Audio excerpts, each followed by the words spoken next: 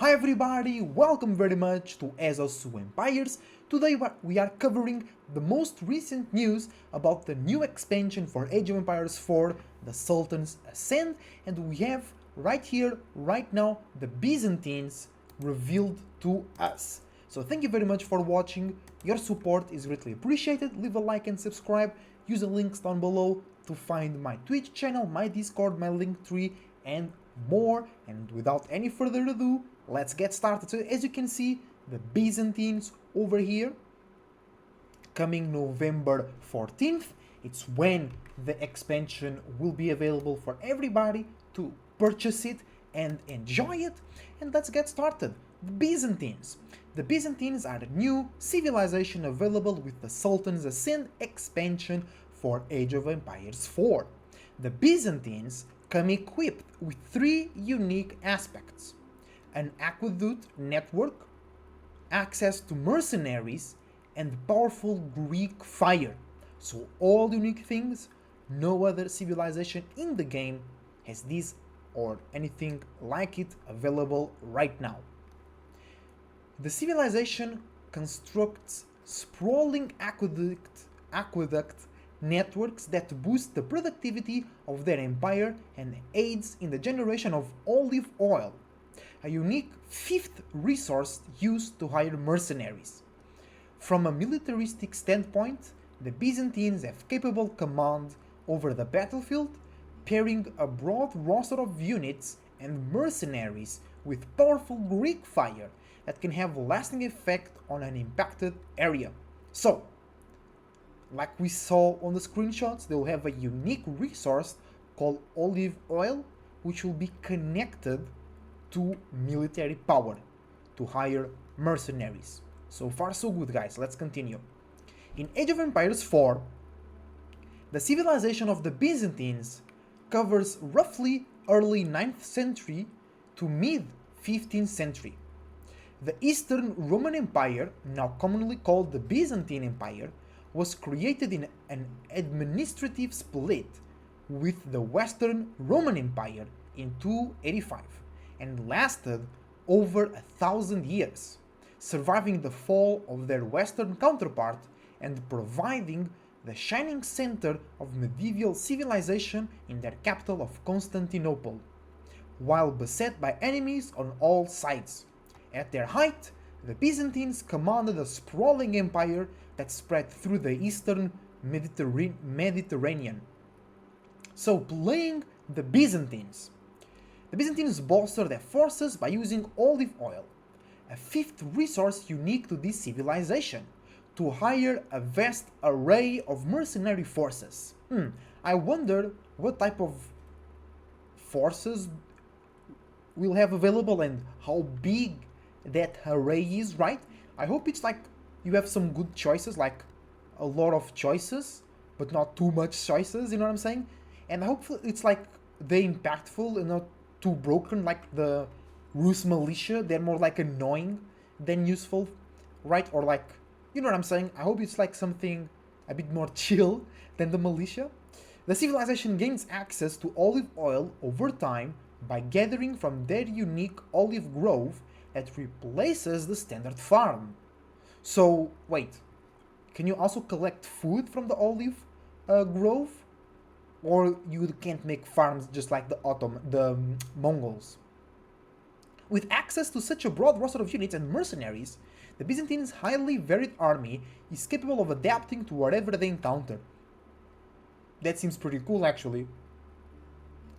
You can have different playstyles in the same civilization, or because that already happens to some degree in some of the civilizations that you can already play, but I think you'll have more styles that you can choose to play with the Byzantines, right?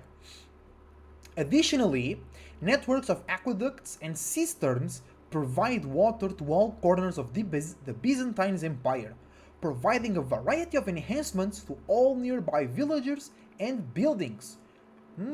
Interesting. And buildings too, so like more gathering rate on the villagers as well, more dropping.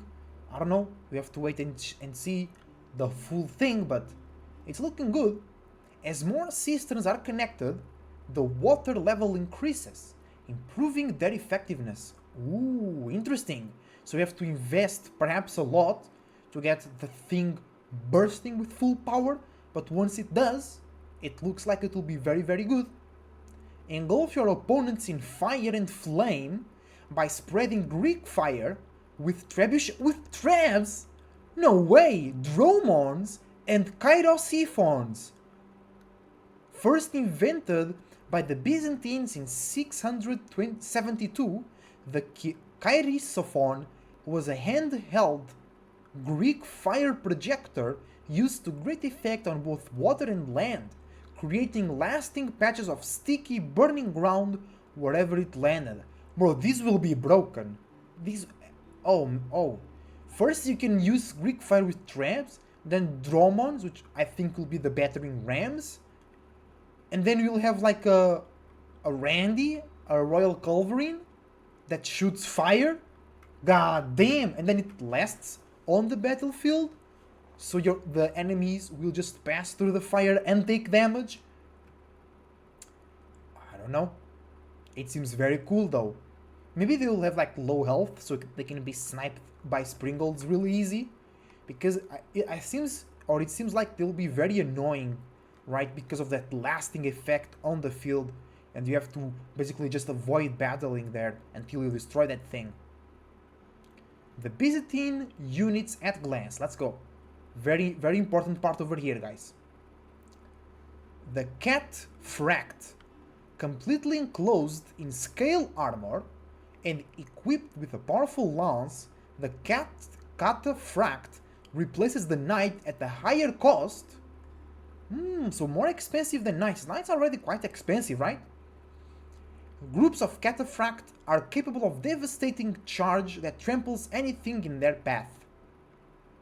Okay, so a stronger knight, but also more expensive. I like that.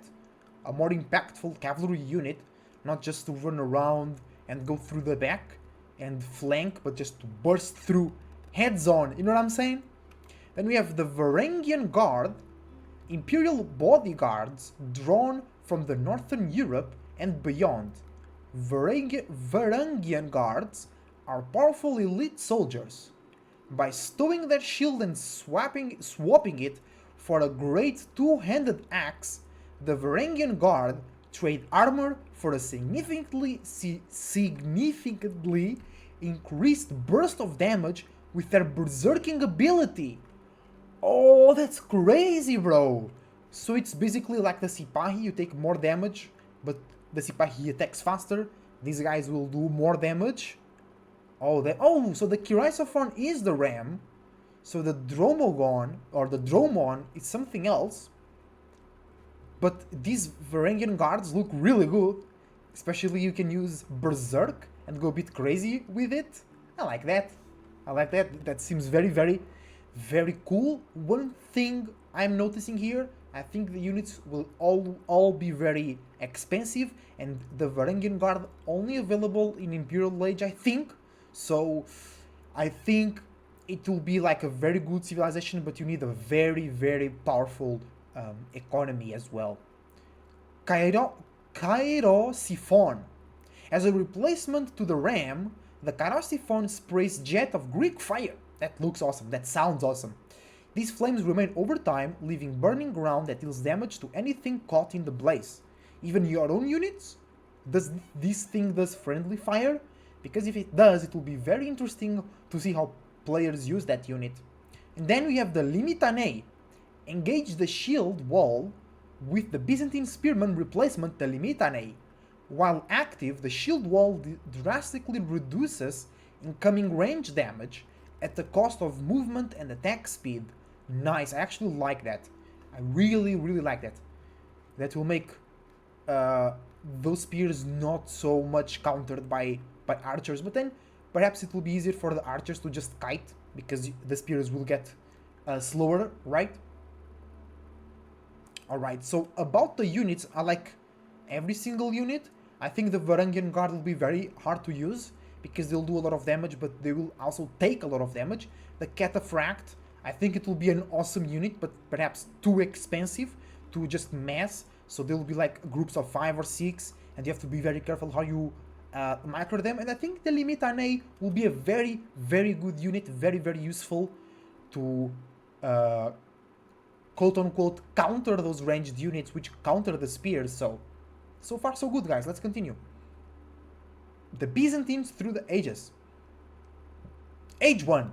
In Age 1, the Byzantines can establish the first cistern and the start of future aqueduct network. Villagers gain a gathering bonus when within the range of cisterns, and buildings within influence can benefit from a variety of different enhancements. Nice, because you have water available. Okay. Age 2.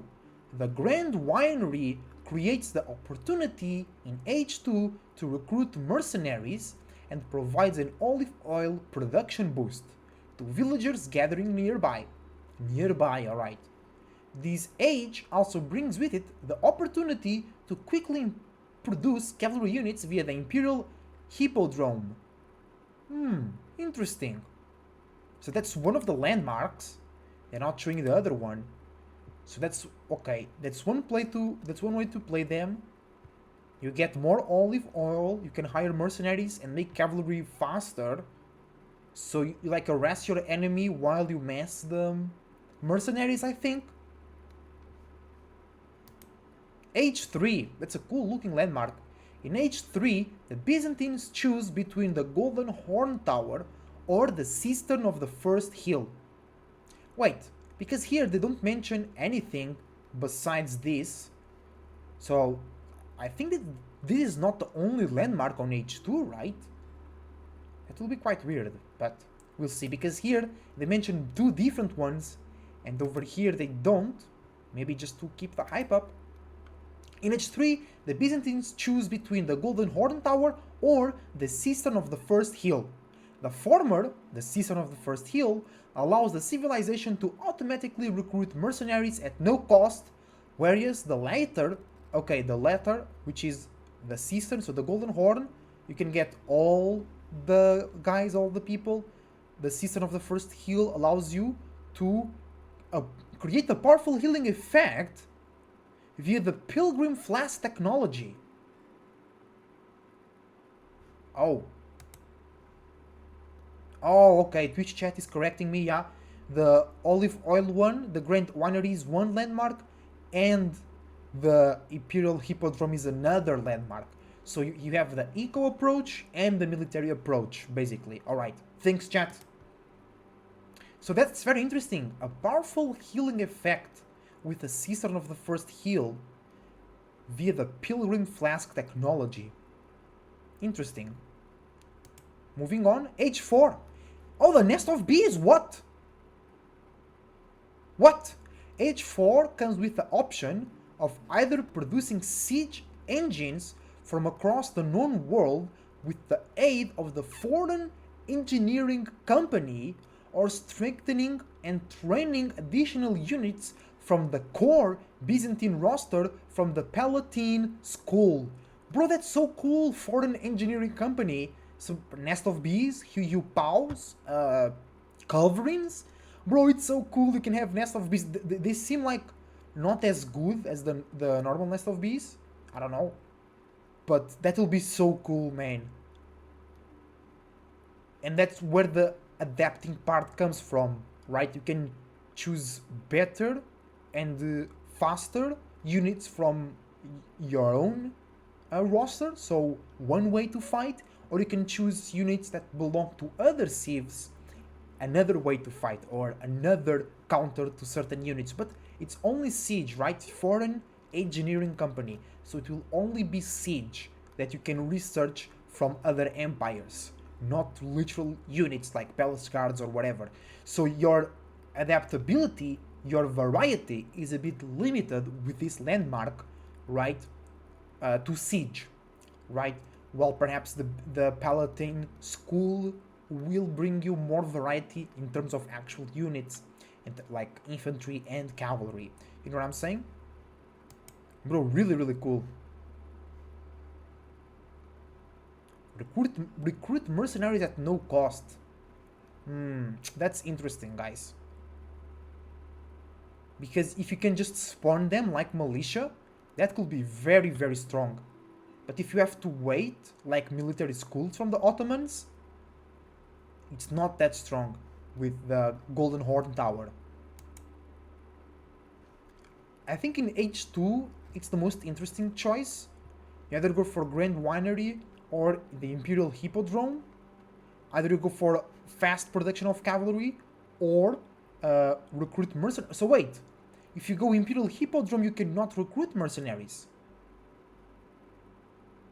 Only with the olive oil production, really?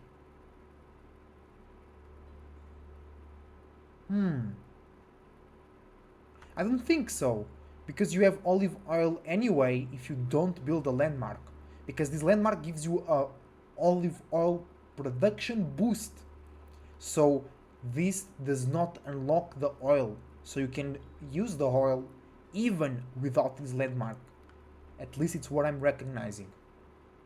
And then, kind of like Malians, you have to invest into something early on. So this could be denied by the enemy, right?